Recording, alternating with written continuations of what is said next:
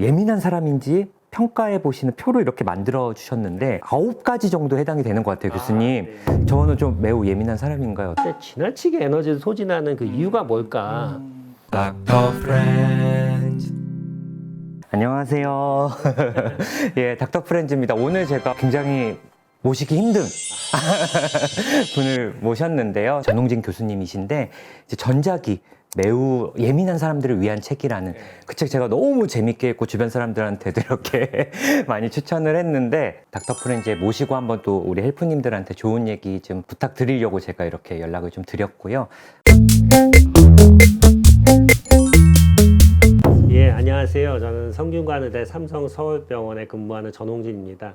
오늘 닥터 프렌즈에 나오게 돼서 너무 기쁘고요. 오늘 만나 뵙게 돼서 반갑습니다. 반갑습니다, 예, 교수님. 그래서 사실 뭐 전작에서도 이제 매우 예민한 사람들을 위한 책이라는 책을 예. 쓰셔가지고 사실 많은 분들이 좀 공감을 하셨던 것 같아요. 예민한 게 우리나라 정서상 뭔가 좀 나쁜 것 같고 그런 생각들을 많이 하셨는데 이제 그런 분들을 위해서 따뜻하게 위로 그리고 또 정보도 이렇게 주시고 하셨던 것 같은데 매우 예민한 사람들이라는 게 사실 어떤 의미인지 그냥 예민한 사람도 아니고 매우 예민한 사람들인데 그러니까 매우 예민한 사람들이 이 외부 자극이나 소리 그 이런 것들에 다 민감한 거예요. 그래서 특히 대인 관계에도 아주 민감하죠. 지나가면 될 것 같은데 자꾸 곱씹어서 생각하다 보니까 이게 이제 힘들게 느껴지는 분들이죠. 제가 이제 정신건강학과 의사로 환자들도 뭐 보고 있지만은 일반인들도 많이 봅니다. 이게 건강검진이라든지 또 여러 성공한 분들도 많이 보거든요. 근데 그분들도 되게 예민해요. 그냥 이야기를 들어보면 이 사람이 환자인지 유명한 사람인지 맞추기 되게 힘들어요.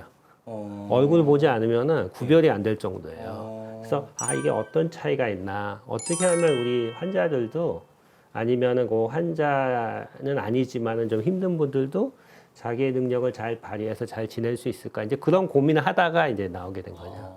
그럼 지금 말씀해 주신 걸 보면 예민함이라는 게 꼭 단점이 아니라 어떻게 보면 장점으로 좀 작용을 할 수도 있다는 말씀이시죠? 이게 장점이 될 수도 있는데 이게 잘 관리를 해야 됩니다. 이 성공한 분들이나 이걸 잘 다루는 분들은 아주 어릴 때부터 잘 다루는 방법을 알고 있었어요.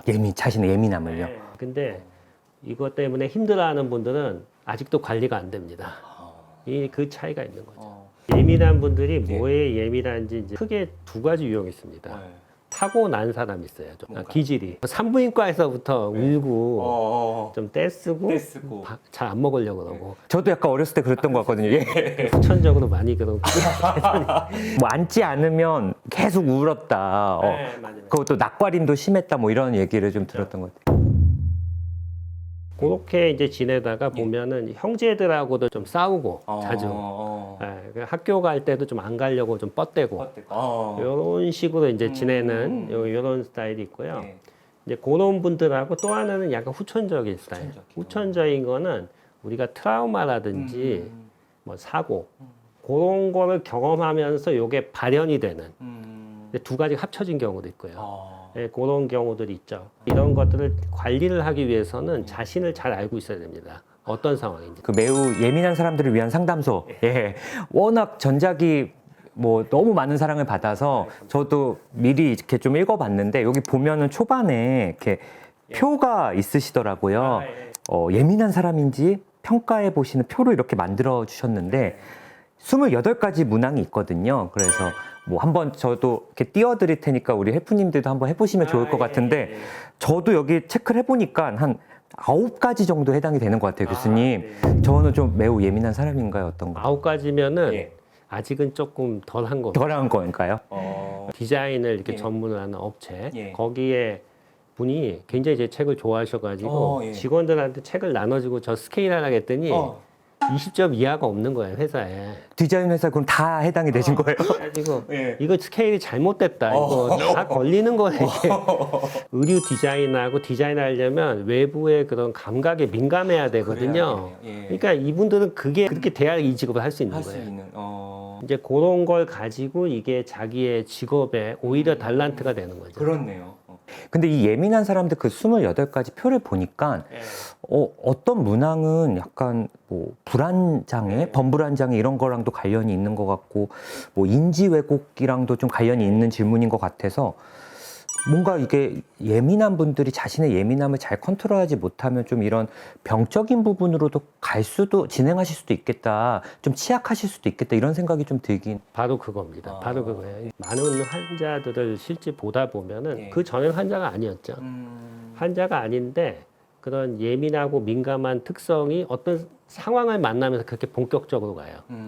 근데 아까 트라우마나 이런 것도 있고 또 이제 가족적으로 무슨 큰 문제가 있다든지 그래서 이게 트라우마가 어떤 게 예민한 분들을 이렇게 만드는지 저희가 연구도 해보고 분석을 해보면은 가장 큰 우리나라 사람들이 느끼는 트라우마가 있습니다. 자기 가족이 사망하는 거예요. 그게 본격적으로 예민한 분들이 우울증이나 불안으로 가게 만들어요. 뭐 돌아가시는 것도 있지만 뭐 이혼이라든지 뭐 별거도 있습니다. 근데 자기 가족이라고 하면 어머님, 아버님 계시고 형제 계시고 뭐 사촌들 있잖아요. 안 돌아가시고 자기 80까지 살아갈 수가 없어요. 그렇네요. 그렇죠. 그런 일을 안 겪을 수가 없는 거죠. 근데 이제 그 일을 겪었을 때 힘들기 때문에 미리 그걸 대응을 해야 되는 거죠. 두 번째 또 그런 힘든 거는 재산을 잃는 거예요. 그것도 상실이네요. 상실이죠.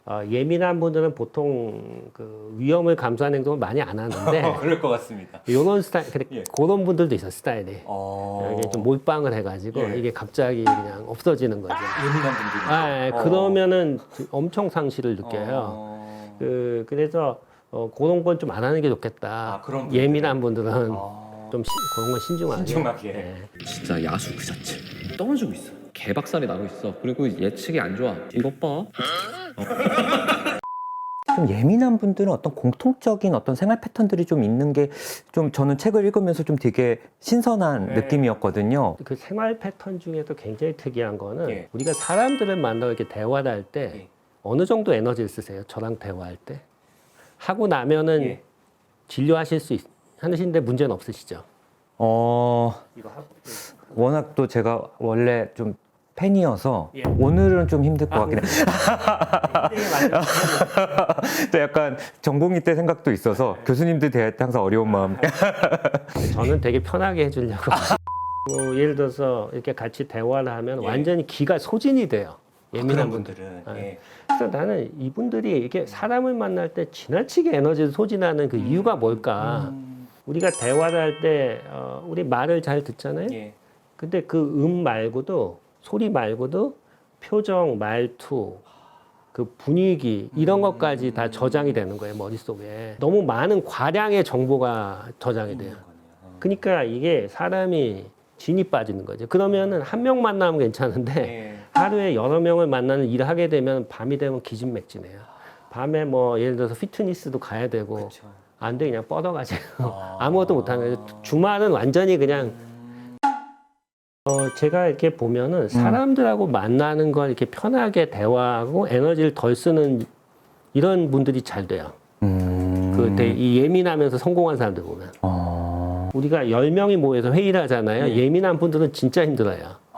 1대1도 힘든데 10명이면 다 자기 쳐다볼 거예요. 그렇네요. 그러면 이제 완전히 말이 굳습니다. 숨이 막히고요. 당장 나가고 싶어요. 회의를 할 수가 없죠. 이런 걸 잘 다루는 분들은 그런 거에서 에너지를 덜 쓰고 아주 적재적소에서 자기 이야기 잘해요. 자기들끼리 얘기하게 놔둬요. 자기 듣고만 있고. 근데 그땐 좀 에너지를 아꼈다가 에너지를 좀 아끼고 또 세이브했다가 이렇게. 그런 거 밀당을 아주 잘한다는 거지. 질과 시간이 끝나도 힘이 남는 거예요. 그럼 그걸로 뭐 다른 액티비티도 하고, 뭐 운동도 하고, 건강도 하고. 자기가 어쨌든 페이스 조절을 계속 좀 하는 거네요, 이게. 연습을 자꾸 하면 느는데요. 근데 그것도 상대편이 좀 잘 받아주는 사람하고 해야 돼요. 처음에 연습을. 까칠한 사람하고 했다가는. 우리 박사님 같은. 저도 잘 받아주지 못하는 것 같아요. 생각해보면은 요즘 결혼한 지 얼마 안 됐는데 하면서 더 느끼고 있습니다. 저를 돌이켜보면서. 예민한 분들이 그렇게 성공한 분들은 많이 부딪혀서 경험을 했는데 본인은 피하는 쪽으로 해요. 집순이가 되는 거예요. 집 밖에 안 나가고 혼자 있으면서 그런 외부 자극을 차단하는 식으로 에너지를 세이브하려고 그러죠. 예민한 분들 중에서 어떤 분들 같은 경우는 집 밖에 한 달에 한 번씩 나오는 분도 있어요. 거의 집에만 있어요. 그래서 근데 집에 있으면 편하냐 또 그것도 아니에요. 왜 아무도 없으면 좀 편하실 것 같은데. 옛날 생각을 많이. 옛날 자기 상처받은 거. 또 이게 뭐 행동이나 뭐 이런 거 안 하시면 또 계속 반추를 하면서 또 이 내 기억이라는 게 감정과 결부된 기억이 더 저장이 잘 되잖아요. 그러니까 내가 지금 불안하고 예민해지면은 예전에 예민했었던 그 일들이 초등학교 때 기억까지 다 살아납니다. 기억나는 것뿐만 아니라 약간 과장돼서 기억나요. 이거를 해결하려면은 어떻게 하면 좋을까? 그 에너지를 한번 세이브를 해보자는 배터리처럼. 그래서 우리 배터리가 충전됐을 때 너무 많은 어플을 깔면 빵 없어져 버리잖아요. 그러니까 선택과 집중을 해서 사람들의 대인 관계에서 에너지를 덜 쓰는 쪽으로 에너지를 사용을 해서 퇴근할 때 에너지 약간 남아 있어요. 건강한 패턴을 만들어야 되는데 이분들이 밤에 잠도 못 자요. 예민하니까. 왜냐면은 밤에 자려 그러면은 그날 있었던 일 생각나지. 내일 아침에 할 일. 그 다음에 또 그럴 때 또 위에서 부시럭거립니다. 층간소음. 작은 자극에도 예민해지니까. 소리에 또 겁나 민감합니다. 귀가 너무 밝아요. 그러니까 잠을 또 이제 못 자고 다음날 또 출근하니까 힘들고. 먼저 이제 자기의 생활 리듬 중에서 제일 중요한 게 시작이 아침에 일어나는 시간이에요. 아침에 일어나는 시간을 픽스하면은 저녁에 자는 시간이 거기에 맞춰지게 돼 있어요. 저 같은 경우도 매일 6시에 일어나요. 1년 내. 그러면 밤에 잠이 잘 옵니다. 그러니까 주말에도 똑같아요. 그리고 아침에 일어난 다음에 제일 중요한 게 빛을 보는 거예요. 네, 우리 몸이 빛을 보면 각성이 되거든요.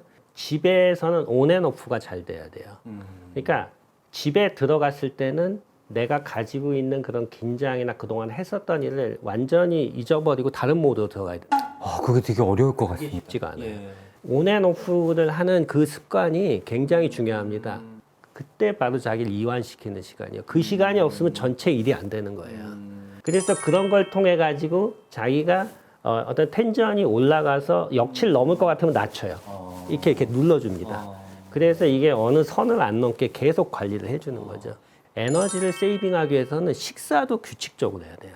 예를 들어서 아침에 너무 안 먹고 출근을 하면은 밤에 폭식을 하게 되거든요. 밤에 식욕이 땡기는 상태에서 먹고 자면은 잘 잠을 못 이루고 체중이 늘어나고 그러면서 다시 아침에 또 무기력해져요. 그래서 그 리듬을 일관되게 유지하는 것이 에너지를 세이브하는 첫 번째 중요한 비결입니다. 그러니까 약간 루틴을 만드는 거네요. 그렇죠. 루틴을 만들어야 돼요. 힘들거나 그럴 때 해야 될 자신의 그 안전기지라고 하거든요. 그 시큐어 베이스, 볼비가 한 얘기죠.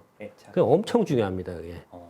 그러니까 왜 중요하냐면은 살다 보면은 자기가 트라우마 만날 수밖에 없고 피할 수 없는 사고도 있을 수 있어요. 그걸 다 피하려고 매일같이 생각하다 보면 에너지 고갈돼요. 제가 예민한 분들의 자동차 운전법에 대해서 그때 얘기했나요? 운전을 하면 모든 가능성을 다 생각하고 운전해요.